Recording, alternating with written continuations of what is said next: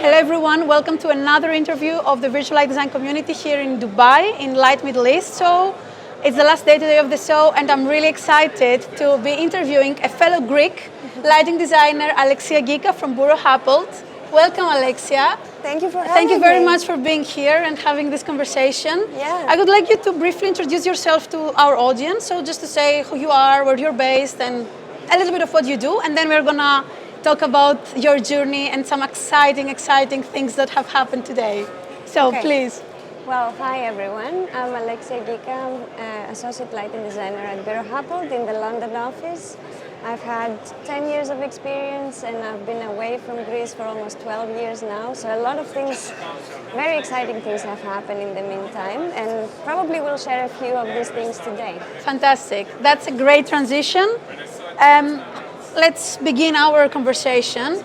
Well, I have so many things to talk about with you right now, actually, because just now we had the announcement of the 40 under 40 winners of 2024 and or 2023. Yes, 2023. Correct me there.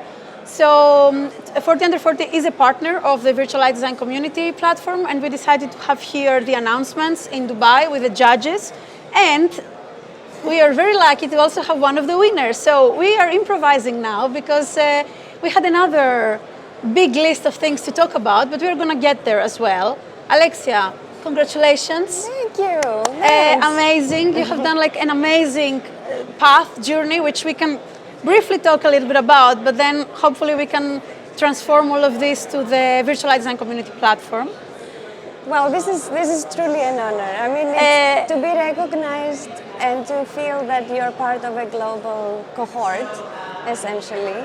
It took some time. I have been nominated before and I haven't won, but obviously I feel like this year was such a pivotal year in my career, and there was probably a little bit of a better reason for that to happen.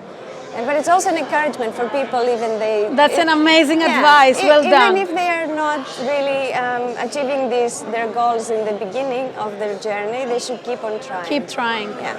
I was about to ask you for advice to the younger designers. We will get there in a few questions, but you're already getting there of saying, put yourself forward, try good hard work. Stay interested. Stay interested. And try to find allies that are also passionate about what they're doing, so you can work together, because as an individuals we achieve so much less.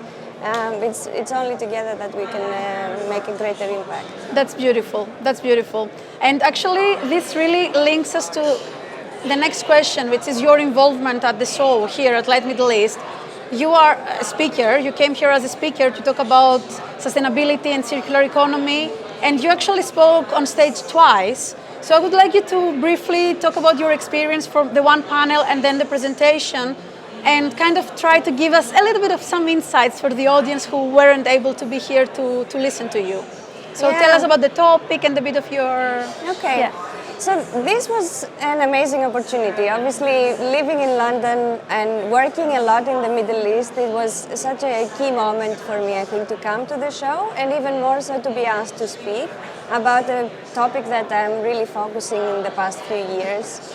I have been doing quite a bit of public speaking lately, but this one was a challenge, I have to say. The two different stages, the audience was very different. So one was more manufacturer focused, the other one was more designer focused. And the topics that I spoke about, I was privileged to be part of a panel that... that was the first That talk. was the first session, yes. Yeah, panel. That it was around circularity and how we are approaching this at the moment.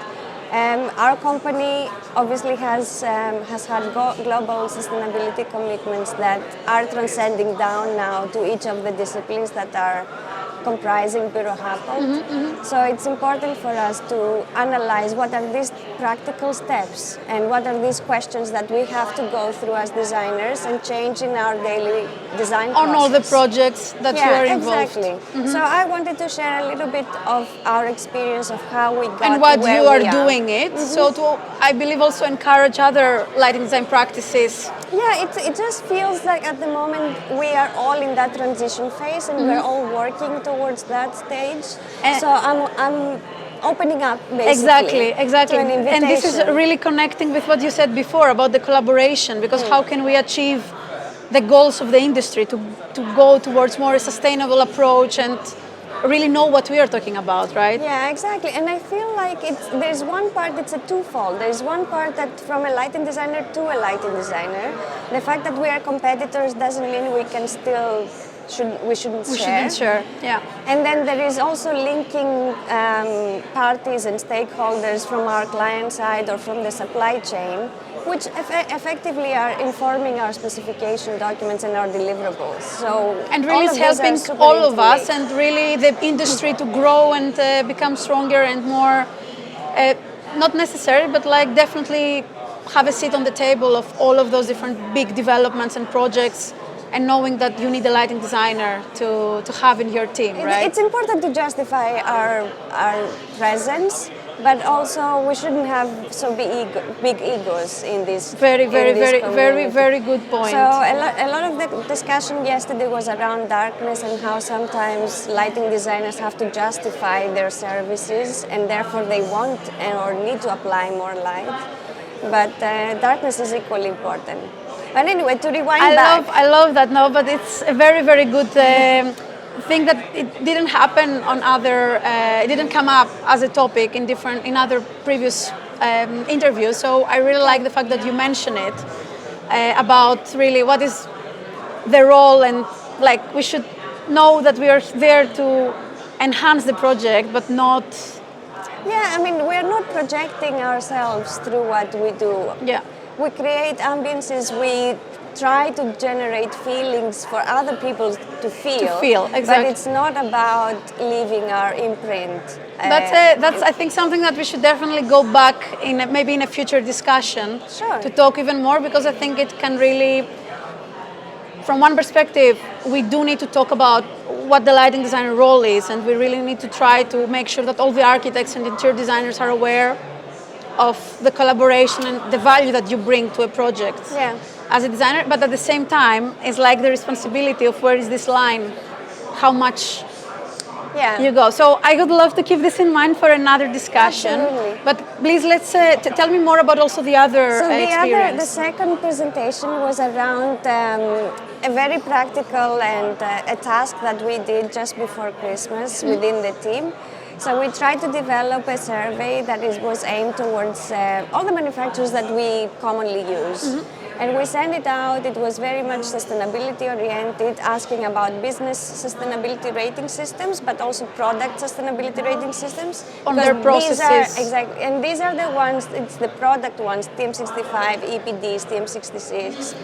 Declare, all of that. It's those ones that we really wanted to focus on, because these are the ones that are affecting us when we are filtering and are deciding our specifications. So this presentation was essentially presenting a few statistical trends. I can't say they're conclusive results just yet because you have the survey is still ongoing. Okay. And we want to share obviously these first insights. And hoping to basically share even the survey with other practices, so they can do the same. So you get more results and like a collective effort again. Exactly, we have a collective effort, collective responsibility, and one database that we can all access without licensing or anything like that. So that's the ultimate goal. We are still a bit far away from that, but.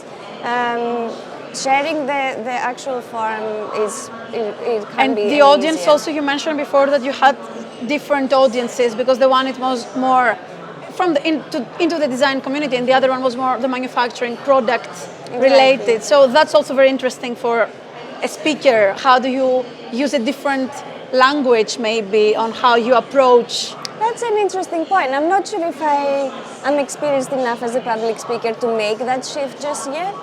But certainly there is certain mannerisms and certain phrases or certain topics that you know they're going to cling more to one audience than the other. It's something that but you I'm already. Not sure if I'm doing this. It's okay. But you know, it's like maybe from this conversation you also get an idea for the next one. And actually that links perfectly with my next question. Is about virtual design community and how much you are aware of it, or did you find out here, like when we were Like talking? you're being a good ambassador. Okay. Katja. So I had no idea, and I'm very glad that you explained a few more things to me. Perfect. So We yeah, would that's why you're here love. today. That's where I'm taking this. I would like public to say that we would love you to be a speaker on the platform. What we are doing, we have like thought leaders from all around the world. Contributing to specific topics of their expertise, and it's like short or longer presentations that you are preparing, and we are supporting you, like to curate in high maximum level that we want to maintain in the platform. And I have many ideas of the topics that you can definitely talk about. So let's make this happen in 2024. I'm absolutely open Okay. to this. As I Perfect. said, this is one community, and in one way or another, we ought to share with each other knowledge or insights or failures or mistakes, all of that. And I think I'm doing that already through some of the work that I'm collaborating with UCL in London and doing the workshops there with the students, but it's also important to do this between our Within peers, the community and the peers. amongst our peers. So let's go back to the UCL, because also we have a very strong connection, the two of us, because many connections, because we both studied interior architecture in Athens years ago, and then you were at KTH doing the Master of Architectural Lighting Design, and then I wanted to apply, and then they told me, oh, there's a Greek lighting designer there, Alexia, connect, and we connected, and you supported me a lot, like to find what I'm gonna do, how I will apply. So I'm very thankful, and look where we are, like some years later, Who being would have able thought, to talk Katja? Who would like have this thought? and have this conversation. Yeah. But the reason why I wanted to do this connection is about education in lighting. And you just mentioned that you are. Tell us a little bit more about that. Are you teaching a course at UCL? So for the past 3 years, I've been doing. I'm a workshop leader. So I do a workshop on lighting concept with the master students of each year.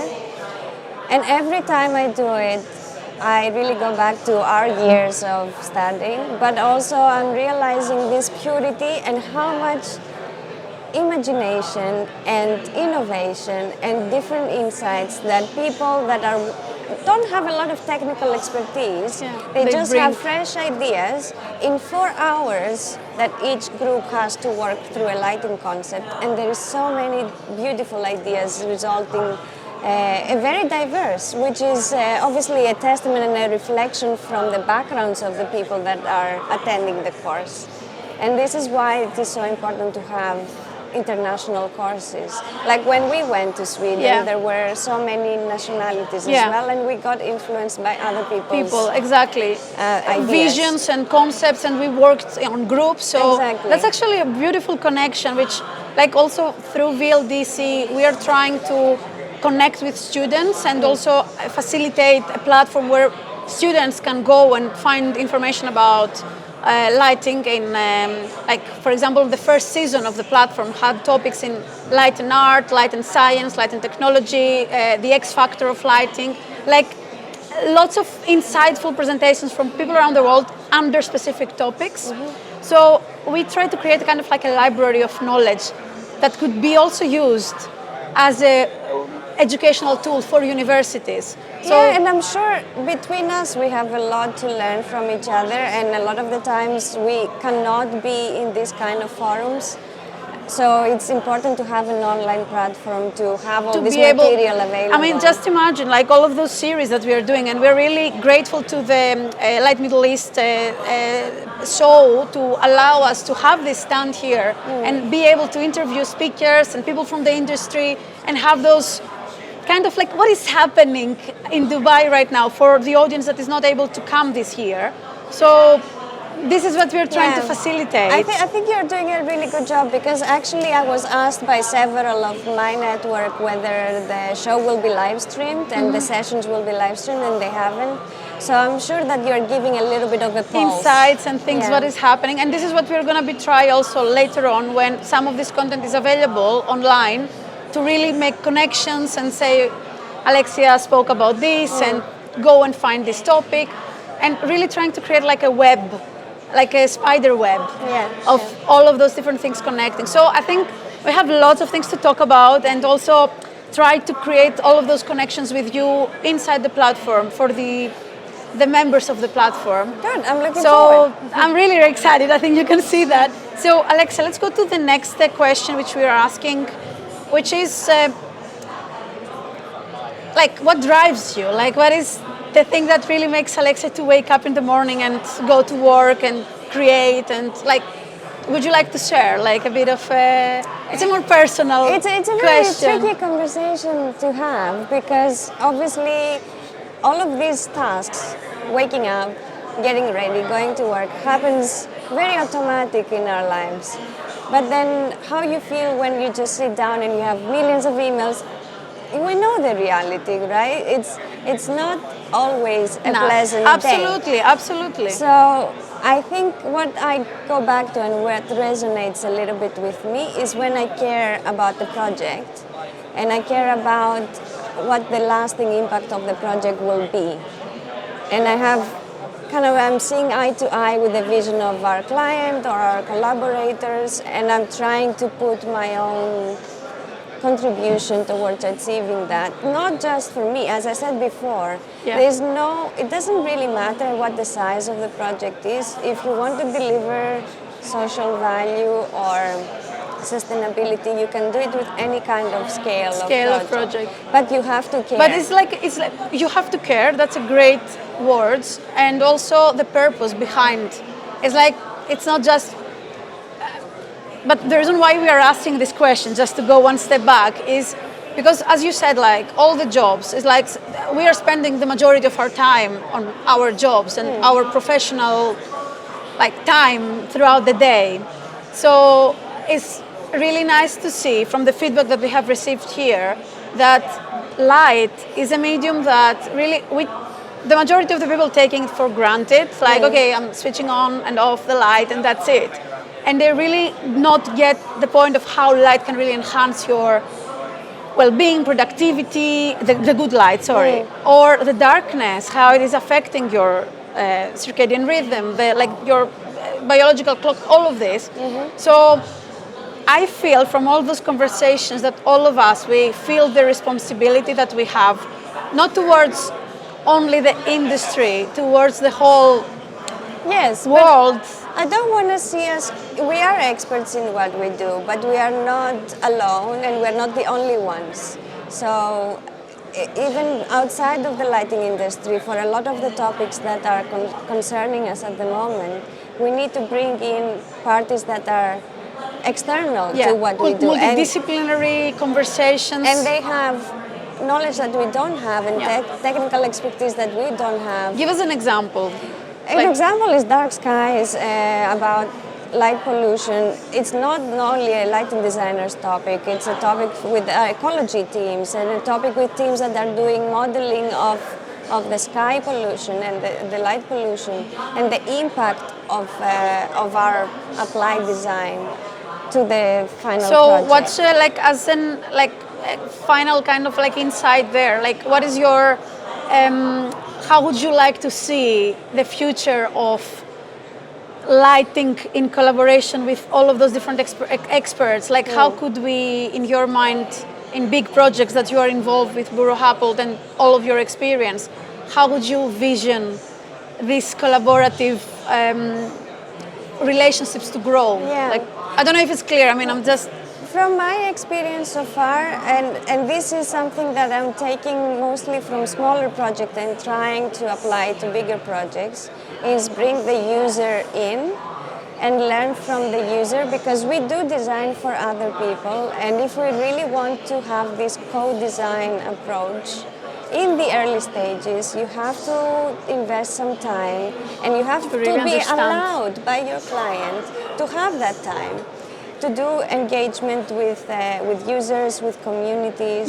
I think this is quite important. The research part. And it's not just the research, it's just collecting ideas of what people feel good with. That's of what they envision that space to be. So it is quite important, I think, in different projects to apply that. And then also, as you say, as we discussed, bring people that have different knowledge and make them your allies. It takes more time, Yeah. it takes a few more emails, but It's totally worth it. The impact is Yeah. significant. Yeah. I think that's a great way to sum everything up and also really connect it with your role here at the Light Middle East. So talking about the sustainability part, which is super, super important, and we need to educate ourselves more and really understand what we are. Yeah, and be educated Doing. by our users, by our parties that we collaborate. That we collaborate, Yeah. yes. It's a two-way conversation. As a last takeaway of this whole show, because today is also the last day, what would be your latest insight that you would like to share with the audience? It has been a great experience. I think all the speakers had very open communication styles, and they shared honestly what they feel, where our job is going and where our profession is heading. And it's good to question yourself, and it's good to reflect sometimes, to go a few steps back and understand where you stand against yourself, where you think your path will be, and what we do in terms of the rest of the lighting industry, how are we position ourselves towards our clients, towards our collaborators, towards the users. Not everything revolves around the lighting designer, just to make it clear.